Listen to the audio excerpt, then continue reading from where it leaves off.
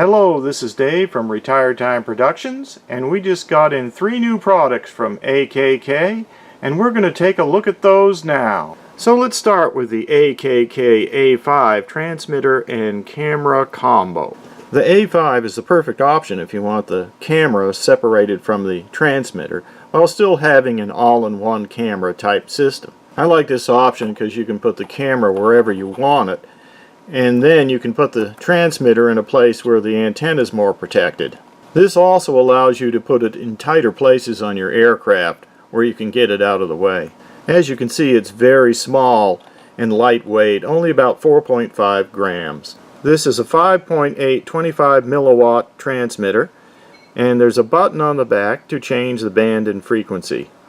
The system uses 3.3 to 5 volts on the input power, and there's an optional pigtail here for connecting another type of battery. One cell batteries are generally used, but you could just use a regulator with 5 volts as well. There's a yellow wire here that you can cut so that you can patch in your OSD from your flight controller if you have one. The range on the unit is about 150 meters, and there's a dipole antenna which is flexible to avoid breakage. The camera is 1 lux for light sensitivity and has a viewing angle of 120 degrees. The transmitter has 5 bands and 40 frequencies of 5.8 gigahertz. The camera is already focused from the factory and glued down to keep that focus. Here is some flight footage showing you how the camera performs outside on a fairly sunny day. So on my TrueD diversity receiver, I have put a dipole on there as well as the patch antenna. The flight footage looks pretty good to me considering the small size of the camera, and it's a CCD camera with very little latency.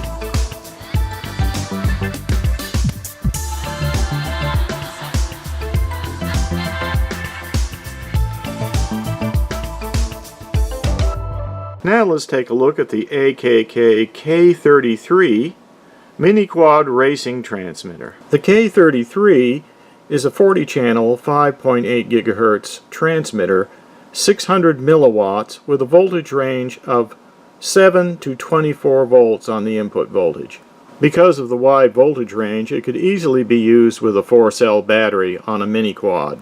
There are 2 versions of the K33 with 2 different antenna mounts. One is perpendicular like this, which is very handy for a flat mount on a Miniquad. There's also one where the antenna mount comes straight out the back here if you want to mount the antenna on the rear. It has 2 easy to read LEDs for the band and frequencies, and 2 buttons on the side right here to change the band and frequency to make ease of operation. There's also a microphone right here which can be very handy. The battery can easily plug into this JST connector, and the socket for the camera actually provides 5 volts, although you don't have to use it with your camera if you need to use an alternate voltage source. So the install could be very easy, like plug and play, or you might have to do a slight bit of soldering depending on the camera.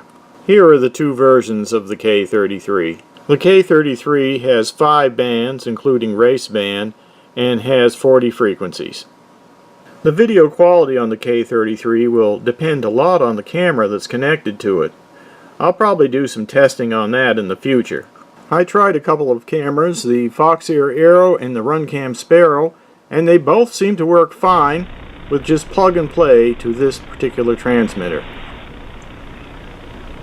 Here's some video of the Runcam Sparrow connected. So both the Foxeer Aero and the Runcam Sparrow ran off the provided 5 volts plug and play from the K33. And the good news was the microphone actually worked with my TrueD diversity receiver. And finally, let's look at the AKK S2 3-in-1 mini camera.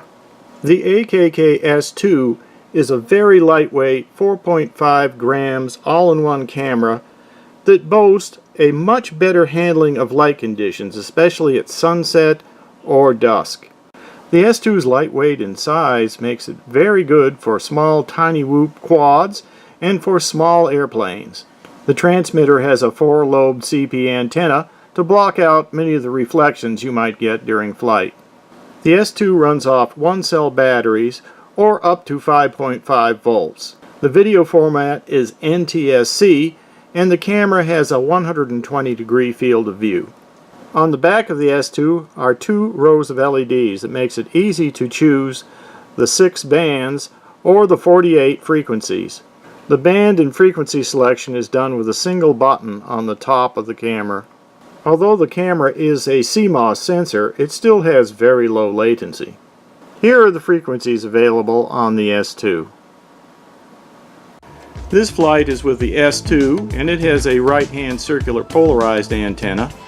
So I've put a right-hand antenna onto my TrueD diversity receiver along with the patch antenna. Here's some flight footage of how it looks outside. Not too bad, I think.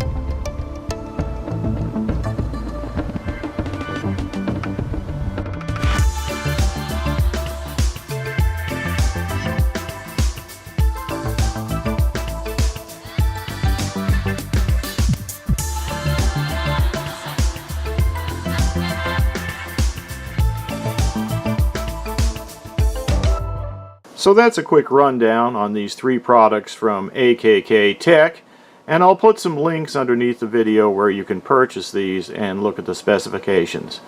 Thanks for watching.